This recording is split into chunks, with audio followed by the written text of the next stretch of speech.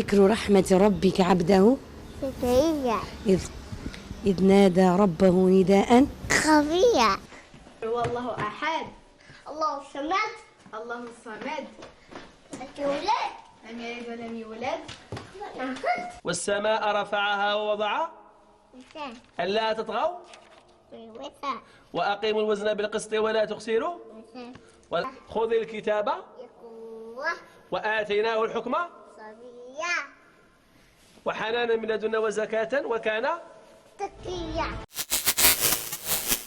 السلام علیکم ورحمۃ اللہ وبرکاتہ۔ آخر دودھ پیتا بچہ حافظ قرآن کیسے نکلا؟ جب یہ بچہ اپنی ماں کے پیٹ میں تھا تو اس کی ماں کو صحابی رسول صلی اللہ علیہ وسلم کی خواب میں زیارت ہوئی۔ کس صحابی رسول صلی اللہ علیہ وسلم کی زیارت ہوئی اور صحابی رسول صلی اللہ علیہ وسلم نے اس بچے کی ماں کو کیا بشارت دی تھی؟ اس بچے کے ایک ہاتھ کی 5 نہیں بلکہ 6 انگلیاں ہیں۔ جب اس کے ماں باپ بچے کو ہاسپٹل لے گئے اس کی وافر انگل کو کٹوانے کے لیے تو وہاں آخر کیا معجزہ پیش آیا کہ انگل نہ کاٹی جا سکی؟ دوستو، آج کی اس ویڈیو میں آپ کو ان سب سوالوں کے جواب اور اس کے علاوہ اور بھی کافی معلومات ملنے والی ہے، تو آپ سے گزارش ہے کہ آپ نے ویڈیو کا تھوڑا سا پارٹ بھی مس نہیں کرنا۔ تو پیارے دوستو، آپ اس ویڈیو کو لائک کر کے ہمارے چینل کو سبسکرائب کر لیں۔ تو پھر ہم شروع کرتے ہیں آج کی اس انٹرسٹنگ ویڈیو کو بغیر ٹائم ویسٹ کیے۔ کیا آپ نے کبھی سنا ہے کہ ایک بچہ حافظ قرآن پیدا ہوا؟ جی ہاں، ایک ایسا زندہ معجزہ افریقی عرب ملک کے الجزائر میں پیش آیا ہے۔ آپ کو بتاتے چلے کہ افریقی عرب ملک کے جزائر میں جنم لینے والے پیدائشی حافظ قرآن بچے کی پوری دنیا میں دھوم مچ گئی ہے۔ اس دودھ پیتے بچے کو قدرت کی عظیم نشانی اور زندہ معجزہ قرار دیا جا رہا ہے، جبکہ وہ دنیا کا سب سے کم عمر حافظ قرآن ہونے کا اعزاز بھی حاصل کر چکا ہے۔ یحییٰ نامی 2 سالہ بچہ قرآن کریم کا پکا حافظ ہے۔ وہ سوائے قرآنی آیات، مختصر احادیث اور مسنون دعائیں کے ایک لفظ کا بھی تکلم نہیں کر سکتا، حتیٰ کہ وہ دراجہ سائیکل بھی نہیں کہہ سکتا، لیکن قرآن کریم روانی سے پڑھ سکتا ہے۔ الجزائر سمیت عرب ممالک کے اخبارات اور ٹی وی چینلوں نے یحییٰ کی پوری اسٹوری چلائی جا رہی ہے۔ جب ناظرین اس بچے کو دیکھتے ہیں تو انہیں اپنی آنکھوں پر یقین نہیں آتا۔ الجزائر کے سب سے بڑے اخبار الشروق نے اس معجزاتی بچے اور اس کے والدین سے خصوصی ملاقات کر کے ایک تفصیلی رپورٹ چھاپی ہے۔ ان کی والدہ کا کہنا ہے کہ میں نے ایک عجیب و غریب خواب دیکھا تھا۔ میں نے دیکھا کہ ایک اونچی اور خوبصورت جگہ ہے جہاں نیک لوگوں کی ایک جماعت بیٹھی ہے۔ میں خواب میں انہیں صحابہ کرام رضی اللہ عنہم سمجھ رہی تھی۔ اسی دوران ایک شخص نے مجھ سے کہا کہ سیدنا سعد بن ابی وقاص آپ کو بلا رہے ہیں۔ میں ان کی طرف چل پڑی تو اسی شخص نے ایک انتہائی پروقار بزرگ کی طرف اشارہ کر کے کہا کہ یہ سیدنا ابو بکر صدیق رضی اللہ عنہ ہے۔ یہ سن کر مجھ پر ہیبت طاری ہو گئی۔ جب میں سیدنا سعد بن ابی وقاص کے پاس پہنچی تو وہاں ایک سفید رنگ کی دیوار تھی جس کے اندر ایک انتہائی چمکدار موتی جڑا ہوا تھا۔ سیدنا سعد رضی اللہ عنہ نے مجھ سے فرمایا کہ یہ موتی تمہارا ہے، اسے لے لو۔ چنانچہ میں نے اسے نکال لیا، جس کے بعد میری آنکھ کھل گئی۔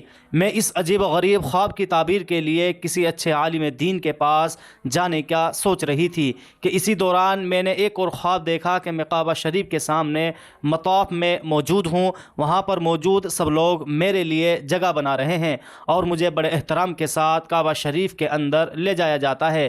اس کے بعد جب اس بچے کی ولادت کے دن قریب آئے تو خواب میں مجھے کسی نے ندا لگائی جس میں سورہ رحمان کی 10ویں آیت مجھے سنائی گئی، جس کا ترجمہ یہ ہے: اے زکریا، ہم آپ کو ایک بیٹے کی خوشخبری سناتے ہیں جس کا نام یحییٰ ہوگا۔ یہ آیت پہلے مجھے یاد نہیں تھی، اب میں سننے کے بعد مجھے بھی یاد ہو گئی۔ میں اس آیت کو بچے کی ولادت تک دہراتی رہی۔ جب یہ بچہ پیدا ہوا تو ہم نے خواب کے مطابق اس کا نام یحییٰ رکھ دیا۔ اس بچے کا دایاں ہاتھ 6 انگلیوں پر مشتمل ہے۔ ہم ایک انگلی کو زائد سمجھ کر کٹوانے کے لیے اسپتال لے گئے تو ڈاکٹروں نے ٹیسٹ کے بعد بتایا اگر اس انگلی کو کاٹ بھی دیا جائے تو یہ دوبارہ نکل آئے گی۔ اس اضافی انگلی کے ساتھ یحییٰ کا دایاں ہاتھ ایسا لگتا ہے جیسے حق تعالیٰ کا اسم مبارک لکھا ہو، اس لیے ہم نے اسے کٹوانے کا ارادہ چھوڑ دیا۔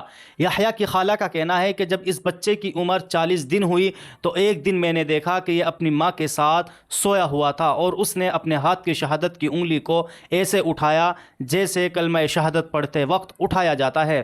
ان کا مزید کہنا ہے کہ یحییٰ عام بچوں کی طرح روتا بھی ہے، لیکن جیسے ہی قرآن کریم کی تلاوت اسے سنائی جاتی ہے تو یہ فوراً خاموش ہو جاتا ہے۔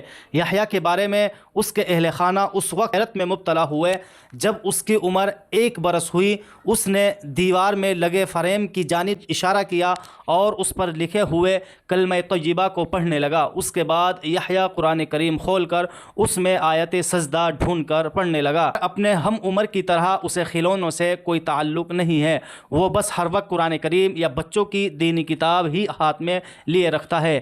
اگر قرآن یا کتاب نہ ملے تو وہ ٹی وی پر قرآن کریم کی تلاوت سنتا رہتا ہے۔